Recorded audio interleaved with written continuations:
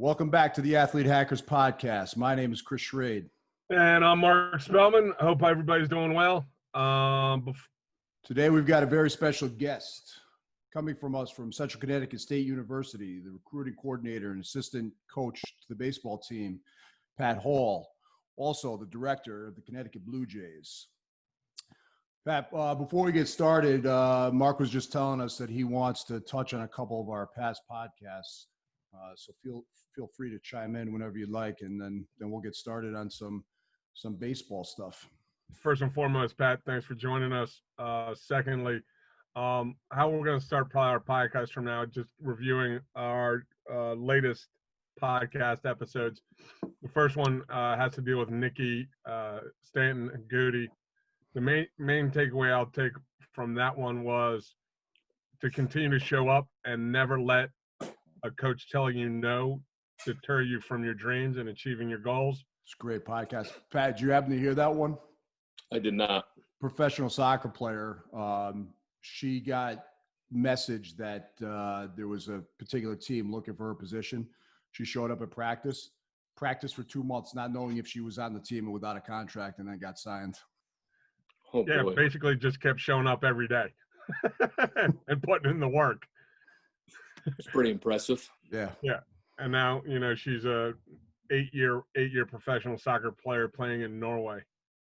The other one had to deal with recovery, nutrition, and hydration. And the main thing I'll take away from that one was, as an athlete, if you want to show your coaches your commitment to your sport, these are 3 things that you can take control of and be responsible for. Your recovery level, your hydration level, and your proper nutrition. The other thing that I'll say, a lot of people right now are telling people that they're overtraining, and I don't think most people do not overtrain. I think they just under-recover. So take the last 5 to 10 minutes of your training session and make sure you're doing some sort of recovery, and make sure that you're planning an off day and a recovery day every week in your training session. So those are the major takeaways from the last podcast I have. With that being said, let's get rolling with Pat Hall, my man. Pat, you want to go through a little bit of your background? You've got quite an extensive list, and I wouldn't do it any justice. So give a little bit of your background, starting maybe from junior JUCO. Yeah, no, I went to St. Joe's in Trumbull, then proceeded to go to Houstonic Community College, which had a very good baseball program for years. Ed Sylvia was kind of the guy who started that program and led it for many years, went to a bunch of College World Series. And then I actually took a few years, about a year and a half off, and then went back to school at the University of Bridgeport, where I met the beautiful Chris Schrade and a bunch of other guys that still keep in contact with. That was, I think, pretty much a turning point in my life. I met my wife there, and we have 2 children, and started my coaching career there. Spent 4 years at University of Bridgeport, then 1 year at New Haven. Spent 4.5 years at Fairfield University, and this was going on my 12th season at Central Connecticut. Awesome. You guys got a couple banners in your on your field, don't you?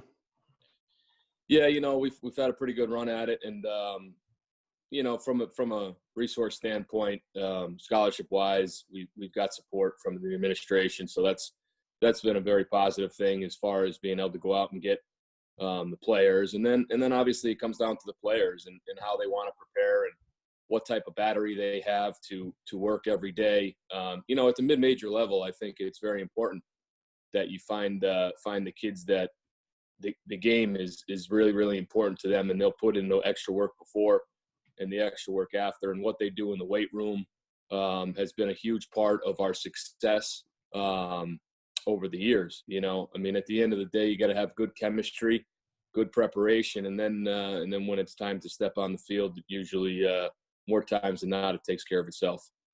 How are the players holding up right now, not having a season? Yeah, they're a little beat up. I would say mentally and physically, as far as being able to be around their closest friends. We say it all the time. We spend more time with our players than we do our own family in season. And when you don't have the opportunity to go out and do that, it affects them. I mean, they're getting used to the online learning a little bit. I think some of that has been implemented anyway over the years with online classes. It's a little bit different for the freshmen because they've never really dealt with that stuff. So it's a little bit more difficult for them. But I think we're getting through it. Good. What are they doing? Do you have any insight to what the players are doing on an individual basis to stay sharp? Yeah, I mean, there's only so much we can talk to them about. So they were given a program from a strength standpoint from our strength and conditioning coach, Mike Piper, who does a very good job with those guys. Not as good as your Fairfield guy. That's right. Not as good as Coach Spellman, that's for sure. Just kidding. And then, I think from a playing standpoint, there hasn't been a whole heck of a lot for them to do. So I kind of had told the pitchers to shut it down. No sense of throwing a whole lot. They can play catch, a couple times a week, maybe do long tosses, just continue keeping their body, but they don't need to ramp it up on the mound. The hitters are always going to want to go out and hit, find a field, do that stuff. We have a few guys that are looking to hopefully, either sign as a free agent or be picked in the draft this year. I mean, with the draft going down to only 5 rounds, it's a little bit more difficult to actually be one of those top 5 picks in the draft. So, I think they're continuing to try to work. There's a bunch of kids throughout the state of Connecticut that are in the same situation. So, kids might be throwing to our hitters and so on and so forth. So, but I think they're trying to keep busy the best way they can. Yeah. Now you're the director of the Connecticut Blue Jays. Take us through that a little bit. That's AAU. What ages does that cover? Yeah, we have ages 12 all the way up to 18. It's a youth program that Kevin Huber, who is the University of Bridgeport graduate, he coached at Fairfield. He also coached at Yale, and now he's the baseball coach and he's a dean up at the Salisbury School, prep school. So, we put this thing together and I think it's been very difficult for them as well for those ages because they don't really know how to deal with the stress or the anxiety that comes along with not being able to go out. They've never really dealt with this type of adversity. So I think it's a little more difficult, and it sounds as if Governor Lamont is going to allow baseball. I heard last night, again, in the second phase, should be able to play starting June 20th. I think he's going to come out with some more guidelines regarding that. But it's awfully important for the psyche of these the younger generation. It's so important, I believe, from a mental standpoint. Not just a physical standpoint. You got a wide range there, starting with the 12-year-olds, then going up, through high school. Like you said, it's difficult for them because it's more probably the younger ones than the older ones. But at this point, a lot of their development is probably coming from playing games. They don't know how to really go out in the yard yet and break apart a skill work so that they're, breaking down the game and understanding what they need to work on and doing those individual skill work type of programs. So touch on that a little bit. Is that where you were going, like with them mostly getting their learning from the experience of playing in a game? Yeah, that's a good point, Chris. I think that, as you're older, you can get into a car and drive more. You could do different things to try to get yourself somewhere, and you've learned different things and drills along the way. Where you're 12, 13, 14 years old, it might be a little bit more difficult. And I think that some of these kids have been able to get down to the ballpark, under 5 people, and be able to take ground balls and that type of stuff. I do think that we're going to probably practice for 2 weeks or 10 days prior to playing our first game to get their feet back underneath them, to make sure that they're in some sort of throwing or running shape. I think swinging a bat, obviously, it's a type of movement that can cause some type of injury, but throwing the ball without any type of training or running and getting your legs underneath it is going to be extremely important to get these younger guys get them up and going.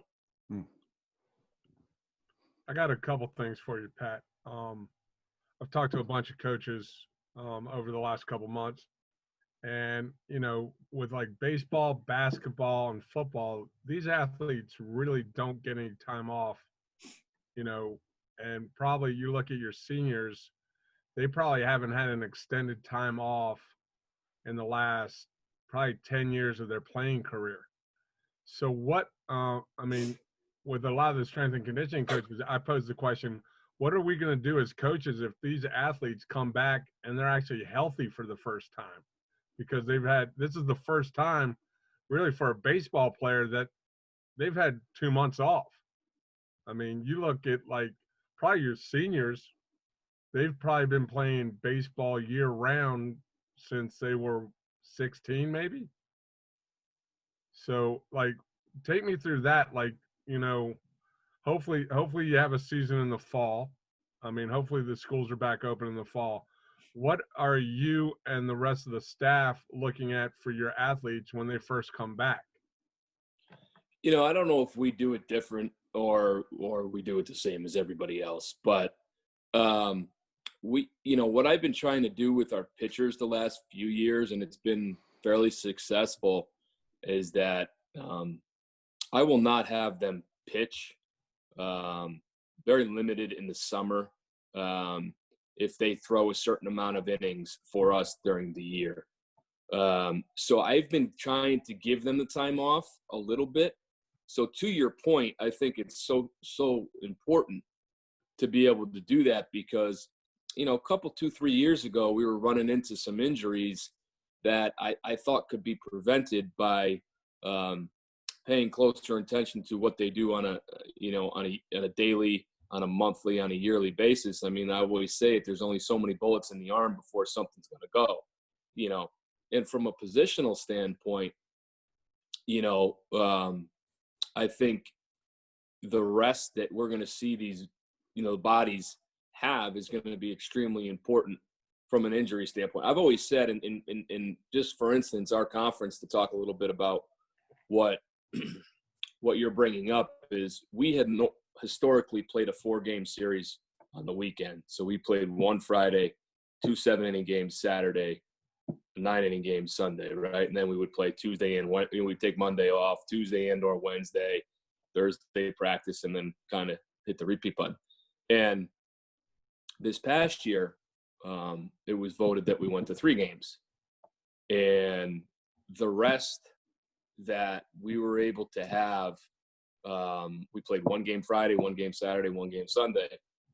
The injuries that we saw in 2018 and 2016 and some other years, based off of you're playing in 38-degree weather at times, and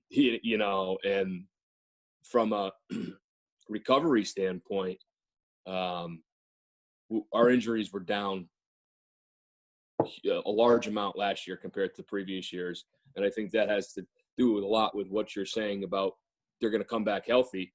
So maybe we think about, instead of giving them 1 day a week off, maybe we should be giving them 2 days a week off. Does that make sense? More isn't always better. I mean, more is just more. Yeah. I think you probably heard me say this at Fairfield. Doing more of something wrong is just doing more of something wrong. Doing more of something wrong doesn't make it right. For sure. Pat, if this changes, if you could go through the different age groups, first of all, what are the rules for pitchers? I think there's something in there where they've got to take a couple games or days off once they do pitch. And what's the number of pitches between practice and a game in season that a pitcher will typically throw? Yeah, no, I think it's all about routine. So, when you have a guy that may just pitch once a week as a starter, which happens a lot in college. And it's starting to happen with new rules in high school that they've put in, so that you can't pitch a kid on 2 days rest and have him throw 7 innings, and then 2 days later have him throw another 7 innings. They've put in a pitch count there at the high school level, with days off. I don't see that being that much of an issue at the college level anymore. Coaches aren't doing that. They're not just running guys out there like they may have in the past. I think having a routine, like we'll set up a routine where if a guy throws on Saturday, he'll do certain stuff on Sunday. Monday he may long toss. Tuesday he might throw what we call a short box, which is just kind of like a flat ground touch and feel type thing. Wednesday or Thursday he'll throw a bullpen. It kind of depends on what works best for that athlete. I went to it a few years ago. This is maybe 4 years ago with the pitchers. Is I want them to feel the best on their game day. So then we kind of go backwards from there. If you feel great throwing your bullpen on Thursday for Saturday, well then let's go then. But if you feel better on Wednesday or even Tuesday, I have one guy that throws a bullpen for Tuesday on Friday, and he threw 90 innings in 19 when we won the championship. And then this past year, he had a .43 ERA through 3 or 4 starts. So, I think it's all about figuring out what when your athlete is could be in his prime position to pitch, and then kind of go backwards from there. And not everybody has to have the same exact program. Just as a gauge, though, what's a college pitcher? How many balls? How many throws does he make in a week, including the game? Including games. So I usually have our guys, if they're going to go out once a week and they're being successful, right? If they're pitching well, they're going to pitch in that 100 to 115 range on game day. But they're also going to throw, prior to stepping on the game mound. They're probably going to throw 25 in the bullpen. They're probably going to, long toss. So let's call it another 25 between long toss and playing catch. That's 50. That's, call it 160 with the game on game day. Okay. Right. And then, we probably take 1 day a week off totally. Our bullpens are between 25 and 30 pitches, 20 to 30 pitches. If I was to guess at it, you'd probably say a pitcher throws the baseball probably somewhere between 350 and 400 times a week. And probably half of those are game speed, whether it's in the bullpen when he finally is warm up and he's getting to that game speed pitch. Would you say half of that is, for lack of a better term, full blast? I would say slightly less than that, because even when our bullpens, we do them about 75%. We're kind of just pulling the throttle back a little, just because, with so many injuries that have happened over the years, with the Tommy John and, the depth at the mid-major level, or even for the younger kids, right? I mean, the idea of doing this whole thing is health. Yeah. And trying to find a way to make sure that they're healthy. Because if you're not healthy, you can't pitch. So, but I would say probably more like 35% of those are probably getting up and going, leaning on them pretty good. Are the younger kids up in that range too, in terms of the number of pitches? No, the younger kids aren't. I would say that 16 through 18-year-old group is good. They're probably good for between, on game day, between 80 and 100.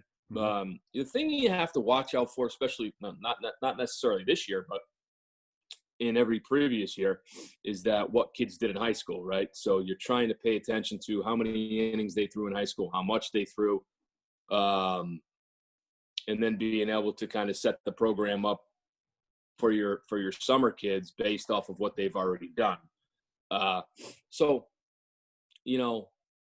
I would say most high school kids probably throw in their start because it's a 7-inning game instead of a 9-inning game, maybe they throw 70 to 90 pitches, comparably speaking to an older guy that's, more developed physically, has been in the weight room more, is stronger. You could probably push him a little bit more than you can the younger guy. And then, the 12, 13, 14-year-olds, that's just, you gotta start feeling that out. And that could be, 60 to 80 pitches, maybe, once a week, and then have him maybe throw a bullpen in a game. Instead of throwing his bullpen on the side, he can throw 1 inning in a game. So if he threw on Saturday, maybe he could throw in a game on Wednesday and then throw the following Sunday. Just kind of set it up that way.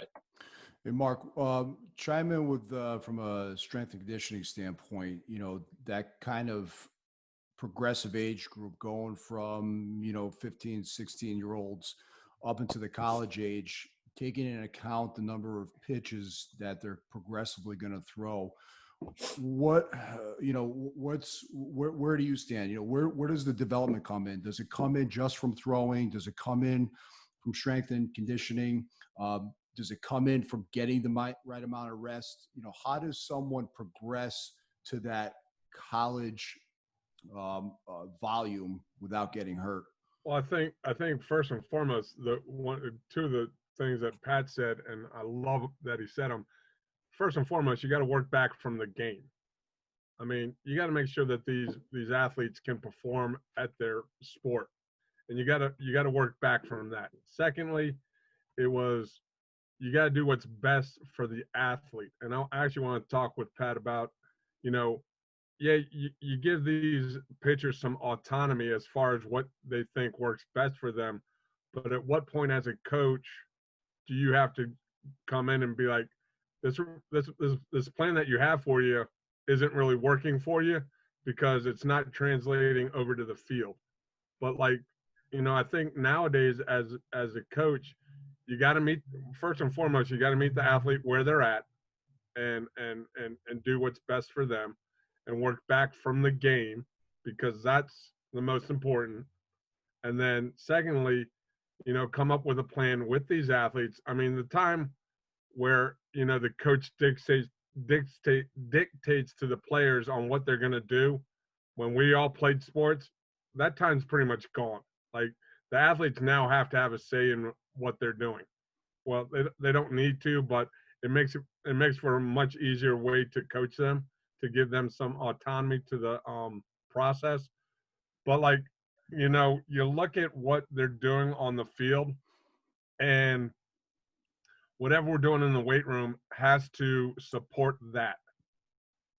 I can't take, if they're having a large volume day as far as throwing, I can't come in and then kill them in the weight room. I need to make sure that they get what they need done in a manner so that they're ready for the game. Specifically for pitchers, does that mean their upper body, or can you train lower on days like that, where it's an energy thing where they've expended everything and you don't want to tax that? Well, it's a conversation you have to have with them. I mean, it's like, okay, so one of the things that a lot of strength coaches use that don't have technology, they just use a RPE scale. Give me on a scale of 1 to 10 where you're at as far as that practice.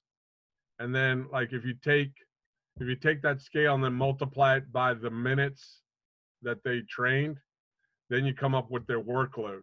So then you can get their workload for the week, and you can sit down with the actual coach of the team and be like, this is our workload for the pitchers this week. This is what we've got.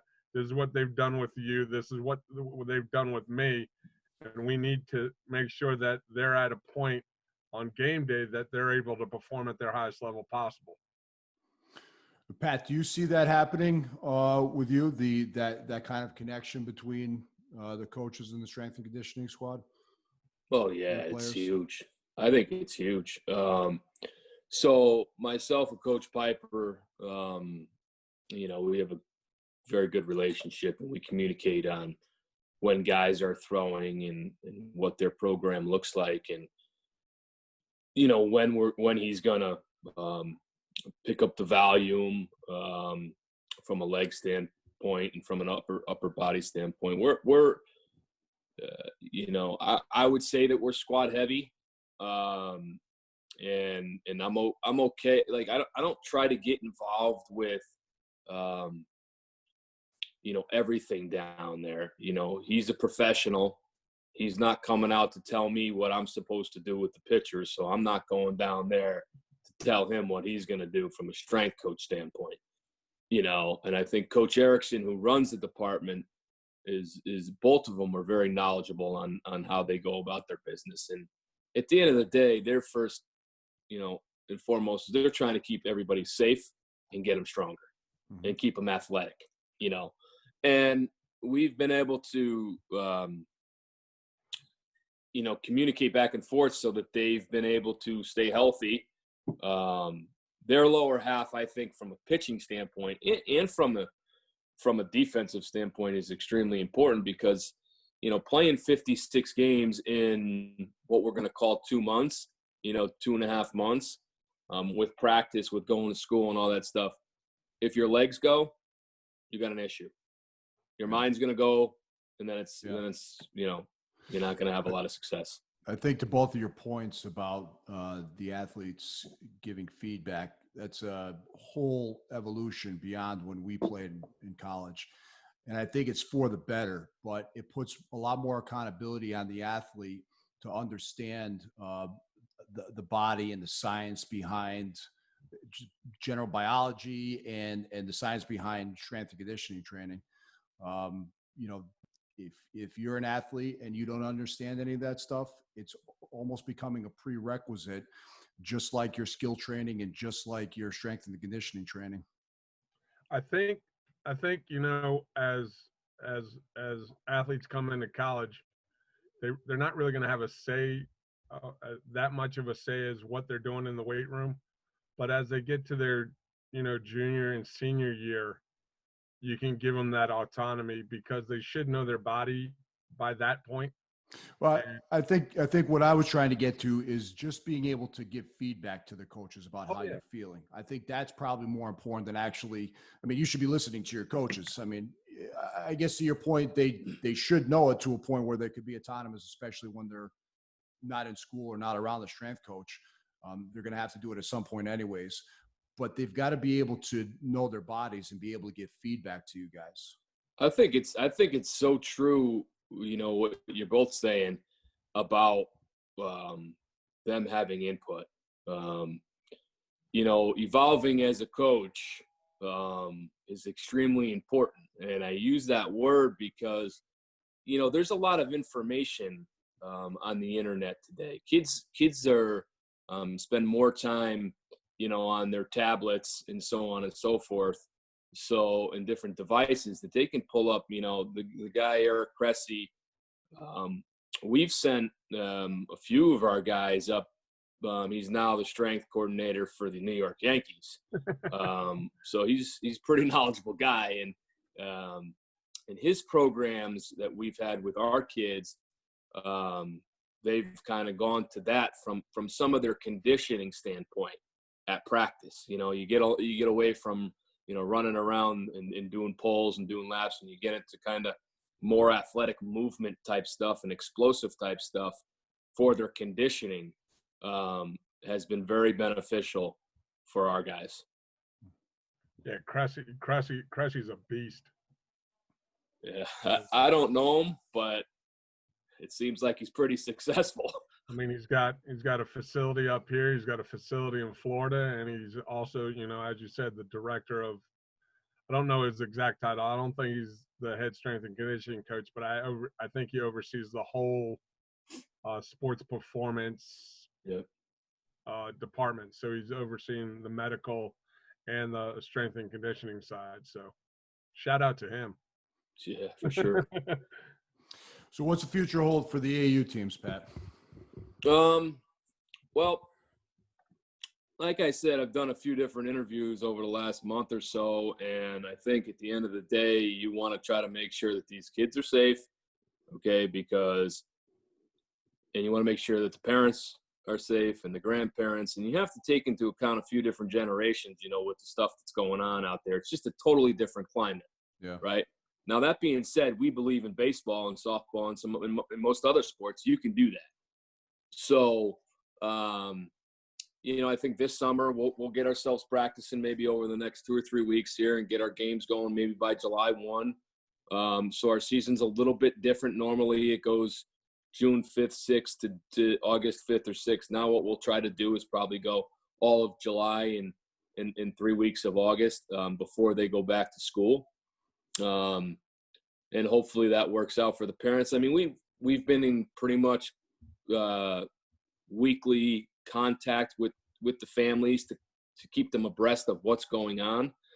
And they've been very supportive. I mean, I haven't had anybody. We have over 100 kids in the program, and nobody has come back and said, we don't want to play. Now, So the AAU tournament's still looking like they're going to be open and be held? I'm not sure. I mean, every state's a little bit different. Rhode Island at one point had come out and said that they were canceling youth sports. Now there's tournaments in Rhode Island. Now, do some of those people try to move the tournaments to a different state? That might happen. New Jersey, I'm not quite sure what they're doing. New York, I think it's still kind of a waiting process. It's going to be a progress. We're going to have some issues here with figuring out which state is going to say this is the date where you can play. Is it almost, it's a possibility that you might just have to kind of throw a schedule together with whatever coaches are available and looking for games? Like you might have to put your own mash your own schedule together? Yeah, we've thought about that. There's enough teams in the state of Connecticut. I've talked to 8 or 10 different club teams, travel teams, and we could just set up our own simple league and just play each other. Because at the end of the day, it's about getting out and practicing and playing. Yeah. More than anything, traveling to New York or New Jersey, if you wanted to stay overnight, it's just kind of gets sticky. Becomes a little bit more difficult for people, I think, to buy into that right now. Yeah. I think your parents would love it if you just stayed in the state of Connecticut and not have to friggin' flip the bill for a hotel for the weekend. Yeah, that's a good point, Mark, and I've brought that up, and I think we're going to lean towards that. I don't think we're going to be traveling. Historically, we go, Virginia, we go all over the place, but that's not going to happen this summer. We'll try to make sure we keep everybody safe and, let this take its course and hopefully by, next summer we can get ourselves back to normal. All right, great. Well, why don't we leave it there for today? No. I got more questions. Well, have at it, man. Have at it. Jump in. Jump in. I got more questions, damn it. You two have talked enough. I'll stay quiet now. No, I'm good. It's all good. Pat, as the recruiting coordinator and a coach of a successful program, what is it that you look for in a player outside of obviously the performance on the field? Like what are you bringing? What are you looking for? Because I think a lot of high school athletes don't understand it. It's more than just performance on the field or on the court that coaches are looking for. So as you're looking at a potential player to come to Central Connecticut, what are you looking for outside of the performance side? Yeah, I look at a few different things. From an athletic standpoint, meaning baseball, but not actually the physical part. I look and see what type of teammate he is, how he is to his teammates in the dugout, how he is maybe when he struggles a little bit. I try to get to the ballpark early and see how his preparation is, see how he interacts with his teammates. That's what I look for that I think is really important that will make him a very good teammate, which I think culture in a program is extremely important. I think it's right at the top of the list with athletic ability is the culture of how you treat your guys, how they treat each other, and the expectations that they have to do things right. I also look at, you want to look at to see how they do academically, right? How they treat their mother. I think it's really important as far as just respecting others and people that you can count on, and that they're reliable. These are all really, really important things. And unfortunately in the recruiting process, with it being so fast now, you got to really try to do your work. You got to call different coaches. You got to call the high school coach. You got to call the travel coach. Maybe, you got to call a teacher. You got to figure out a way to find out exactly who this kid is and whether baseball and academics are really, really important to him. And you got to have a really good battery. I always go back to that. You got to have a good battery as an athlete. You got to have a good battery as a student, because you're going to get tired when you're young. It's a matter of how healthy you're going to keep your body, what you eat and what you do at night and how much sleep you get and all that other stuff. And how you treat people when you are tired. Yeah, that's a big factor. That's true. I think most thought you were going to shut up, Chris. You're right. Sorry.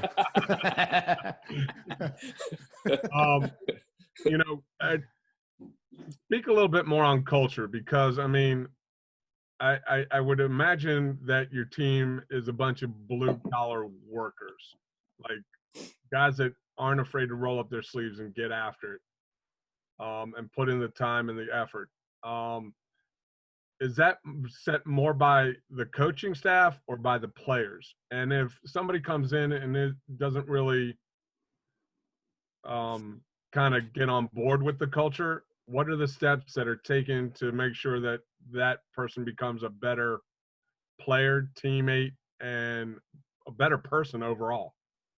Yeah, I think the expectations and the culture set by, the head coach. Charlie Hickey's been there a long time. He's won the most conference championships in the Northeast Conference since he's been there. He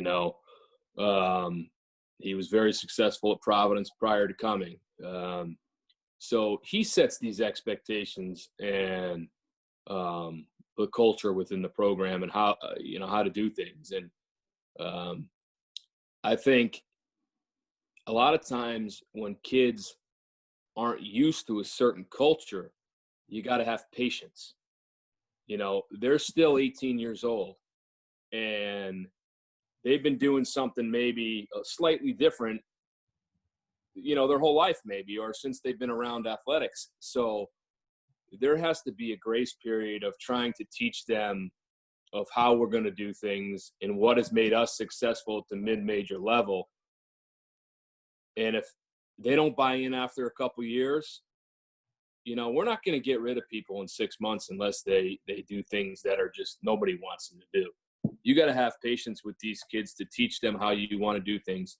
And then in 2 years, maybe they don't want to do them that way, but more times than not, it's the kids within the program that are now seniors and juniors that say, no, this is going to be a little bit difficult when you're a freshman, right? Or maybe into your sophomore year.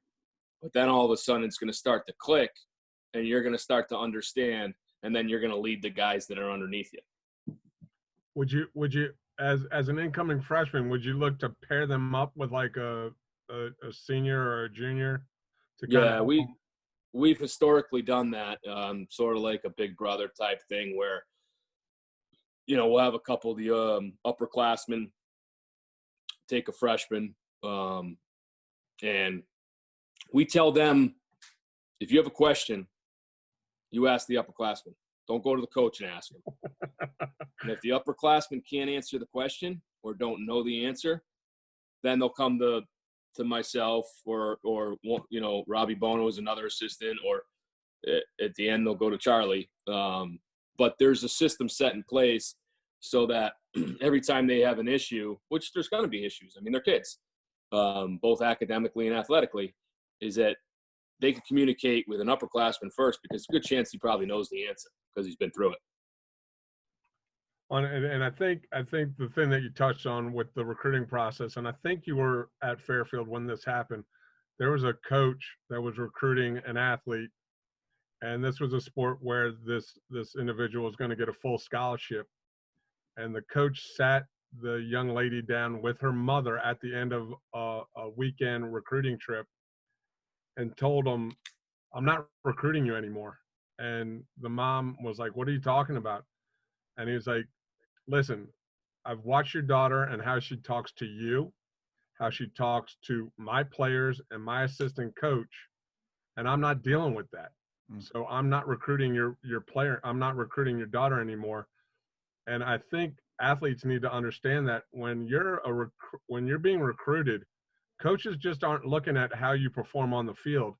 Yeah, that plays a huge part in it, but it's all the other tangibles that you don't think are important that the coaches are looking at and deciding if they want you in their program for 4 years.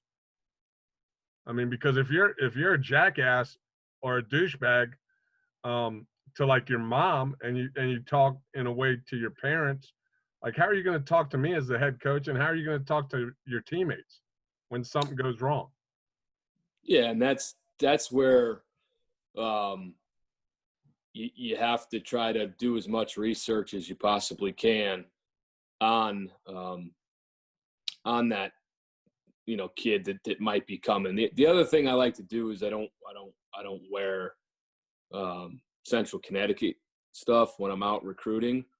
And when the game's over, sometimes I'll go like kind of snoop.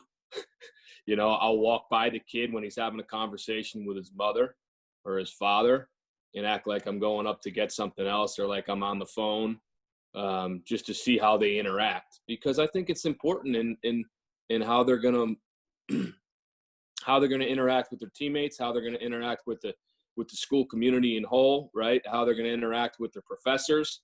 All this type of stuff is so important in being a successful student athlete. Well, I think that's what the athletes need to understand. There's always eyes on you. Somebody is always watching you. I mean, not to make you paranoid or anything, but like, if you're being recruited by a school, they're going to do their work because they're going to invest in you for the next 4 years of your life. And they need you to be able to be not only a good athlete, but a good person. Yeah, the schools and the athletic programs are on a stage. If they do one thing wrong, it's going to be all over the news. So that's what they're trying to avoid. Exactly. Yeah, and you gotta. The other thing is everything's under a microscope today, where maybe 15 years ago or 20 years ago it wasn't. And kids are gonna make mistakes. Let's be real. They're not perfect. Adults aren't perfect, and sometimes you have to gauge what those mistakes are, and whether they're things that how much remorse that the kid might have by making a mistake, and the severity of the mistake. And then you need to look at it within your program and say, okay, sometimes you don't have a choice. Sometimes the administration might say you don't have a choice here, and we're going to move in a different direction. But I think, and I've gotten this from Charlie Hickey, is that you have to sometimes have patience with kids because of how they've been brought up, or the life that they've lived, or the things that they were taught. You're not going to change them in 3 months. That's all I got. Good stuff, boys. Good stuff. Pat, anything else that you want to lay on everybody that's listening? No, I just get in touch with you. The best way to get in touch with me, you can either go to ctbluejays.com, where you can go to the Central Connecticut website, and you can shoot me an email if you wanted to get in touch with me. Just want to thank you guys for having me on today. Thanks for coming on, man.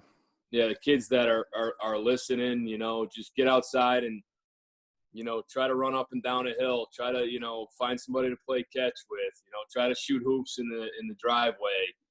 Throw a football around, dive in a pool, do something to keep yourself active, get away from your tablets and away from your devices.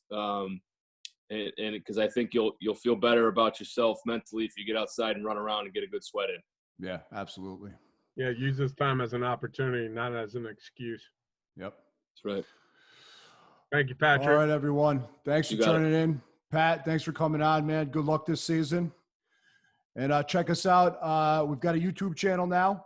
We're on all major podcasting sites, Spotify, Apple.